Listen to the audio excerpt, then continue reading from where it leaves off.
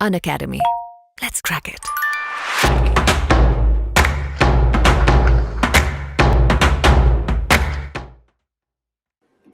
आज ये ultra marathon का ये पहला दिन है और आज ये टोटल 2 लेसन यहाँ पे होने हैं। 2 यूनिट कंप्लीट आज हम लोग यहाँ पे करने वाले हैं। आजो भी जल्दी से आजो, जल्दी से आजो। हाँ, क्लास कब तक चलेगा ये भी मैं बता दूं तुम्हें। क्लास कब तक चलेगा? हाँ भाई, क्लास जो है यहाँ पे तुम्हें टाइमिंग पहले से ही वहां पे लिख रखी होगी, है ना। क्लास वैसे 9 बजे अभी स्टार्ट हुआ है, तो 9 बजे से लेकर ये मैक्सिमम जो चलेगा ना, तो 1 से 2 बजे तक ये चीज चलेगा। टोटल जो आज हमें करने हैं वो इकोलॉजी के टोटल 4 चैप्टर्स यहाँ पे करने हैं। इकोलॉजी के टोटल 4 चैप्टर्स यहाँ पे करने हैं। जब आज पूरी कंप्लीट हम लोग इकोलॉजी कर लेंगे तो उसके बाद टोटल 10 क्वेश्चन हम कंप्लीट कर चुके होंगे नीट का। ये जो 1 शॉट वीडियोस हैं, मिस पूरी तरह से ये चीज कंप्लीट हो जाएगी तुम्हारी इकोलॉजी। ये 5 दिनों तक चलने वाला है। टोटल एनसीईआरटी में 10 यूनिट हैं टोटल, है ना। तो आज जैसे 27, 28, 29, 30 और 31, ठीक है भाई। तो ये 5 चीजें टोटल यहाँ पे हैं। कोई भी बच्चा इसे करना चाहे, कोई भी बच्चा इसे कर सकता है। अपनी जो रिवीजन है वो आराम से, वो चीजें आराम से हो सकती हैं। तो 31 को हम लोग पूरी तरह से यहाँ पे कंप्लीट कर लेंगे। और जहां तक बात चल रही थी AITS की ऑल इंडिया टेस्ट सीरीज, तो जो 28 को होने वाला था और 31 को जो होने वाला था वो फिलहाल नहीं होगा, ठीक है। उसके जगह पे 1st फेब को, 2nd फेब को और 3rd फेब को टेस्ट होने वाली है अलग से, ठीक है। और बाकी उसके बाद ऑल इंडिया टेस्ट सीरीज चलता रहेगा, ओके। तो ये जो अल्ट्रा मैराथन है ये 5 दिनों की अल्ट्रा मैराथन है यहाँ पे, ओके, जिसमें कंप्लीट एनसीईआरटी बायोलॉजी हम लोग करने वाले हैं।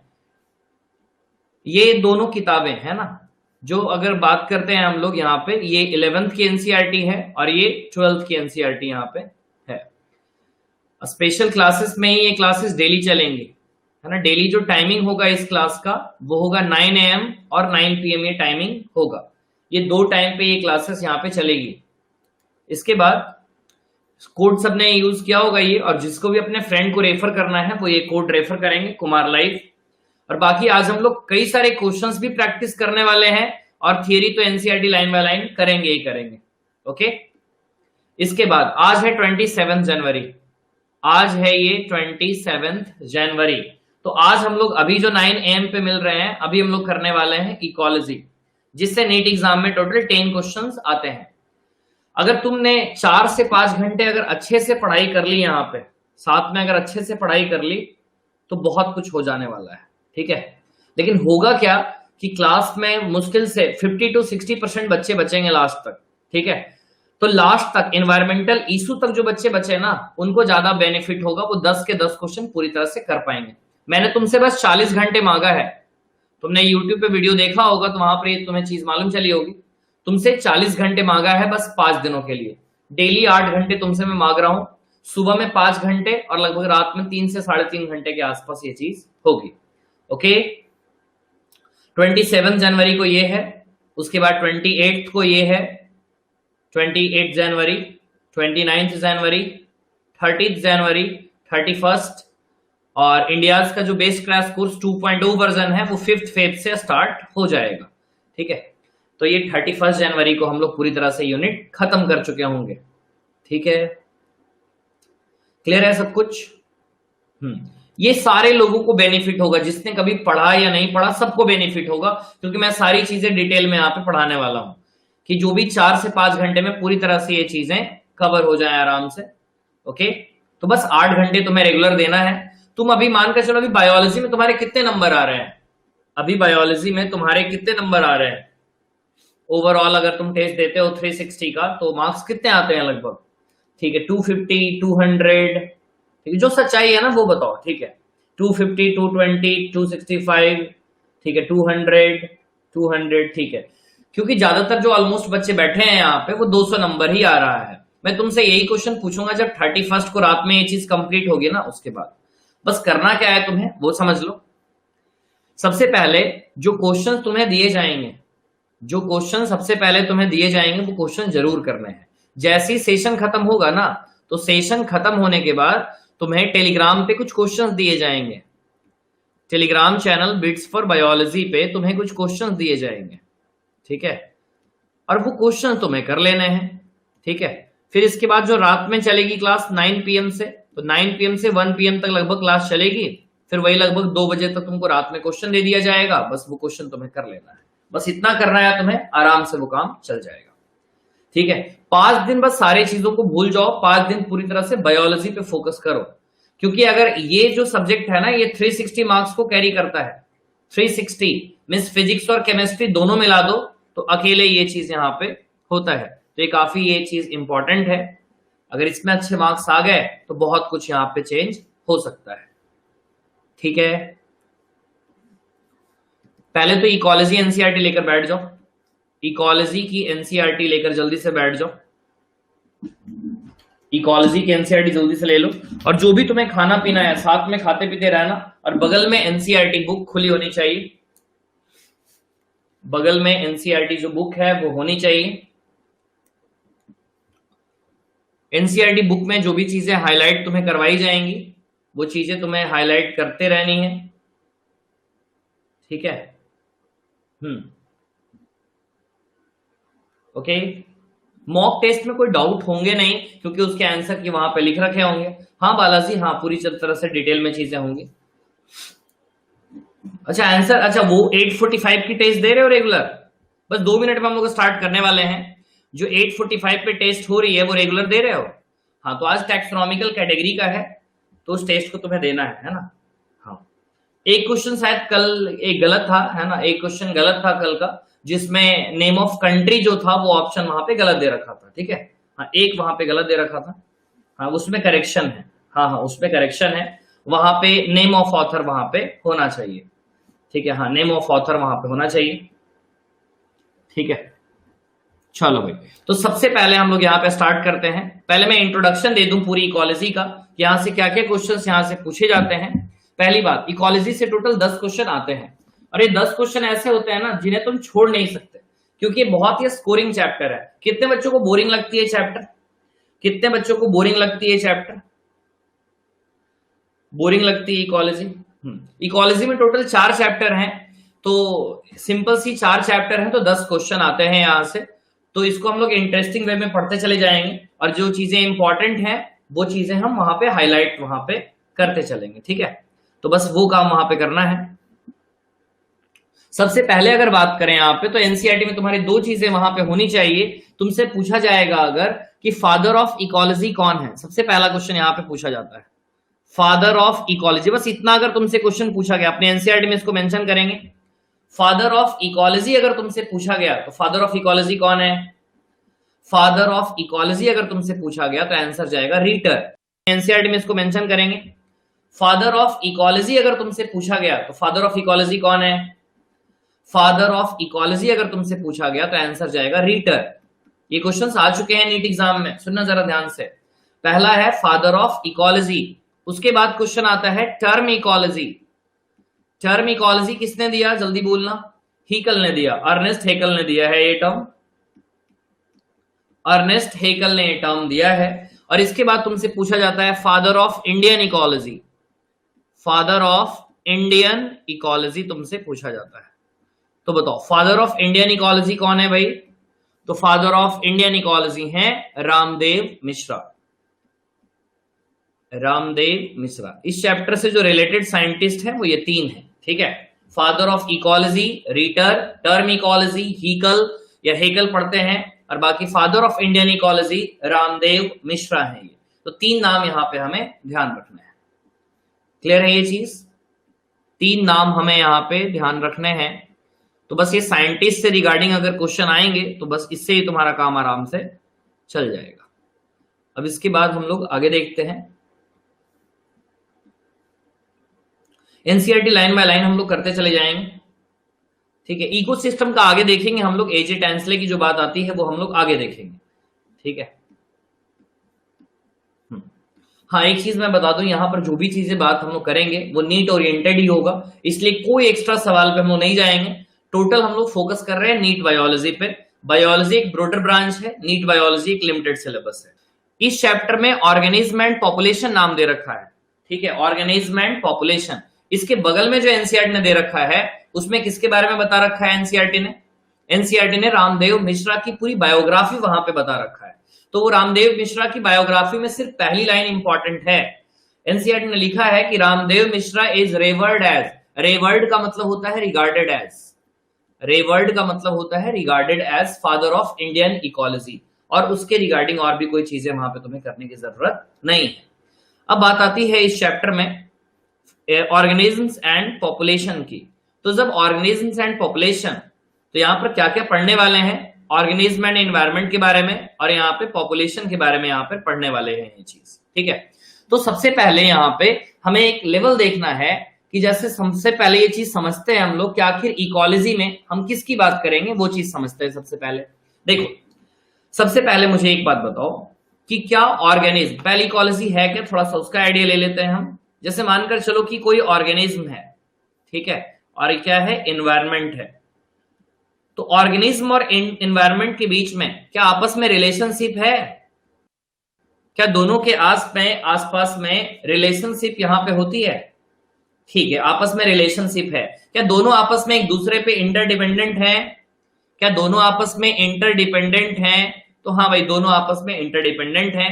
प्लांट, एनिमल और माइक्रोब्स, यही 3 लिविंग ऑर्गेनिज्म इस दुनिया में सरवाइव करते हैं। और इसके अलावा इन्वायरमेंट में बात करें तो इन्वायरमेंट में तो दोनों चीजें हैं, बायोटिक भी है इन्वायरमेंट में और यहाँ पे एबायोटिक भी है इन्वायरमेंट में। तो मुझे बताओ, क्या ऐसा मैं बोल सकता हूं कि ये जो चीजें यहाँ पे हैं ये बायोटिक, ठीक है, तो क्या मैं ऐसा बोल सकता हूं बायोटिक और बायोटिक का जो आपस में इंटरेक्शन होगा उसके स्टडी को भी हम इकोलॉजी कहेंगे। फिर से सुनना, यहां पर कोई भी बायोटिक है, में चाहे वो प्लांट हो सकता है, चाहे वो एनिमल हो सकता है, चाहे वो माइक्रोब हो सकता है, और इधर का भी मानकर चलो कोई अदर बायोटिक होगा, क्या दोनों के इंटरेक्शन की जो स्टडी होगी क्या उसे हम इकोलॉजी कह सकते हैं। एनिमल्स का रिलेशन कैसा है प्लांट के साथ, एनिमल्स का रिलेशन कैसा है दूसरे एनिमल के साथ, हम इसे इकोलॉजी बोलते हैं। ये तो सारे बच्चों को पता है। लेकिन अब एक बात समझना, मैंने अभी तुमसे क्या बोला कि बायोटिक और बायोटिक के इंटरेक्शन के स्टडी को हम इकोलॉजी कह सकते हैं, लेकिन क्या बायोटिक और एबायोटिक के इंटरेक्शन के स्टडी को हम इकोलॉजी कह सकते हैं क्या, तो हाँ हम इसे भी इकोलॉजी कह सकते हैं। दोनों चीजों को हम लोग इकोलॉजी में कंसीडर करेंगे। एनसीईआरटी डेफिनेशन में ये चीज कहती है, थोड़ी देर में हम लोग देखने वाले हैं यहाँ पे, हाँ थोड़ी देर में हम लोग डेफिनेशन में हम लोग यहाँ पे देखेंगे। जैसे जब तुम एनसीईआरटी की लाइन यहाँ पे पलटोगे तो एनसीईआरटी खुद ही लिखती है, ecology is a subject which studies the interactions among the organisms. तो अमंग द ऑर्गेनिज्म तो बायोटिक हो गया। क्या बायोटिक वो चीज होती है जिसमें लाइफ होती है, हम बायोटिक में आते हैं, प्लांट बायोटिक में आते हैं, माइक्रोब्स बायोटिक में आते हैं। And between the organism and it's physical environment, तो क्या यहाँ पे एनसीईआरटी बोल रही है कि इकोलॉजी बायोटिक और बायोटिक के बीच में इंटरेक्शन की स्टडी है, बायोटिक और एबायोटिक के बीच में इंटरेक्शन की स्टडी है। तो एनसीईआरटी की लाइन है ये, ecology is a subject which studies the interactions among the organisms and between the organisms and it's physical environment. Means abiotic environment के बारे में वो बातें बोली जा रही है। नेक्स्ट बात करते हैं, मुझे एक चीज बताओ, क्या हमारे अर्थ पे क्या कोई ऐसा ऑर्गेनिज्म है जो पूरी तरह से आइसोलेटेड है, जो पूरी तरह से आइसोलेटेड है? नहीं, एबायोटिक के साथ नहीं होगा अंश। हाँ, कोई भी दुनिया में हमारा कोई ऐसा ऑर्गेनिज्म है ही नहीं है जो पूरी तरह से आइसोलेटेड हो। सारे के सारे जो ऑर्गेनिज्म हैं वो एनवायरनमेंट के साथ जुड़े हुए होते हैं। अब इसके बाद अगर हम लोग बात करें तो देखो, सबसे पहले अगर कोई भी सबसे बेसिक यूनिट ऑफ लाइफ कौन है, बताओ जल्दी से भाई, बेसिक यूनिट ऑफ लाइफ कौन है? सेल। लेकिन क्या सेल के पहले भी तो कुछ मॉलिक्यूल्स का एग्रीगेशन हुआ होगा ना, कई सारे मॉलिक्यूल्स आपस में तो इकट्ठा हुए होंगे, कई सारे एटम्स होंगे, फिर मॉलिक्यूल्स, कंपाउंड, कॉम्प्लेक्स कंपाउंड, फिर सेल, टिश्यू, ऑर्गन, ये सब चीजें हुई होंगी। लेकिन मुझे बताओ कि इसके पहले कोई भी चीज लिविंग रहा होगा? क्या इसके पहले कोई भी चीज लिविंग रहा होगा? नहीं, कोई भी चीज इसके पहले लिविंग कंसीडर नहीं किया जाता। इसके बाद के जितने भी चीज हैं सेल को ले लें और सेल के आगे जितने भी हैं सारी की सारी चीजें लिविंग में कंसीडर करते हैं। तो मुझे बताओ अगर तुमसे पूछे कि यहां पे इकोलॉजी कहां से स्टार्ट होगी, इकोलॉजी कहां से स्टार्ट होगी, तो इंडिविजुअल ऑर्गेनिज्म से लेकर बायोम तक की जो कहानी है वो इकोलॉजी में कंसीडर की जाती है। बात समझ में आई? एक ऑर्डर में लिखता हूं इकोलॉजी का, साइड में तुम भी लिख लेना इसे। सबसे छोटा कौन है? ऑर्गेनिज्म। नेक्स्ट बताओ ऑर्गेनिज्म मिले तो क्या बनेगा? ऑर्गेनिज्म मिले तो क्या बनेगा? पॉपुलेशन। पॉपुलेशन मिले तो क्या बनेगा? कम्युनिटी। कम्युनिटी अगर मिले तो क्या बनेगा? इकोसिस्टम। और इकोसिस्टम आगे मिले तो क्या बनेगा? बायोम। और बायोम आगे मिले तो क्या बनेगा? बायोस्फीयर। अब यहां से नीट में क्या क्वेश्चन आता है वो समझना। पूछा जाएगा which is the basic unit of ecological hierarchy. Answer which is the basic unit of ecological hierarchy. Answer answer क्या बोलोगे? ऑर्गेनिज्म। ये जो हमने बात किया है पूरा ये इकोलॉजिकल हायरार्की का ऑर्डर है। नेक्स्ट क्वेश्चन तुमसे पूछा जाए which is the basic unit of taxonomical hierarchy. Taxonomical hierarchy याद है ना तुम्हें? वो स्पेसीज, फिर जीनस, फिर फैमिली, ऐसे ही कर किंगडम तक चलते हैं। तो पूछा जाए कि which is the basic unit of taxonomical hierarchy, तो आंसर क्या हो जाएगा? स्पीसीज कंसिडर करेंगे। Which is the basic unit of ecological hierarchy, तो किसको कंसिडर करेंगे? ऑर्गेनिज्म को। और which is the basic unit of life, तो कंसिडर हम किसको करेंगे? यहां पे सेल के बारे में हम लोग यहां पे बात करेंगे। क्लियर है यहां तक? छोटू क्लियर है यहां तक? चलो भाई आगे बात करते हैं यहां पे। नेक्स्ट, अब यहां पे दो तरह के क्वेश्चन एनसीईआरटी ने पूछे हैं। अच्छा एक चीज, इस चैप्टर में थोड़ा ज्यादा टाइम लगेगा क्योंकि इस चैप्टर से 3 क्वेश्चन का वेटेज है, तो इसमें ज्यादा टाइम लगेगा, लगभग 1 से 1.5 घंटे का टाइम इसमें लगेगा। ठीक है, हाँ हम लोग यहां से स्टार्ट करने वाले हैं, समझना जरा। इकोलॉजी सबसे पहले पेज पे आ जाओ जरा। हाँ अभी यहां से हम लोग स्टार्ट करने वाले हैं, बिल्कुल सबसे पहले। ठीक है, इकोलॉजी के बारे में हमने जान लिया, क्या पढ़ते हैं हम इकोलॉजी में। हाँ भाई इकोलॉजी के बारे में सबने जान लिया, क्या पढ़ते हैं हम इकोलॉजी में? बोलो जल्दी से। इकोलॉजी के बारे में हमने यहाँ पे पढ़ लिया, क्या पढ़ते हैं।